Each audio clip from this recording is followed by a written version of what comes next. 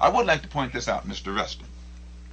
If you have 100 people who work for you for nothing for a week, you make a profit. If you have 1,000,000 people who work for you for nothing for a year, you become wealthy. Well, then when you have millions of black people whom you can work for nothing for 310 years, you can easily see why America became the wealthiest and the most powerful country on earth faster than any country in history. But here you have 20 million black people today whose parents were worked for 310 years for nothing. What do they have coming for them?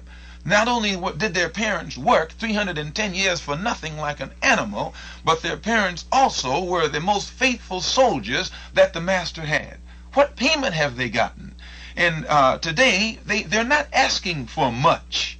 They're not asking for what someone else would ask. Instead of asking for something that's real, they're asking their master to let them occupy one of the rooms in his house, or one of the rooms with him in his house. Now, this is still not asking for something. If America gave the black man here half of this country, they wouldn't be giving us anything.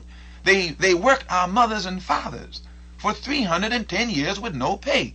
The Senate, the Congress, and the U.S. Supreme Court found it necessary to appropriate funds to repay billions of dollars to the Indians for land that was taken from the Indians 300 or 400 years ago. And if this generation of whites will recognize a debt incurred by the former generations of whites to the former generations of Indians, then this same generation of whites also must recognize debts incurred by the former generations of white to your and my forefathers. And if their own courts decree that they should pay the Indian today for what was done to the former generations of Indians, don't you think that God is more just than the court system of America? And if the court system of America says that the Indians must be paid, what do you think God would say that America must do in payment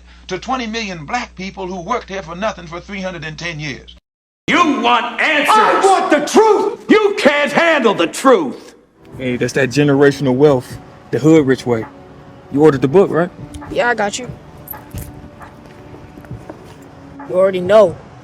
If you wanna hide something from a nigga, hide it in a book. How you thinking, man?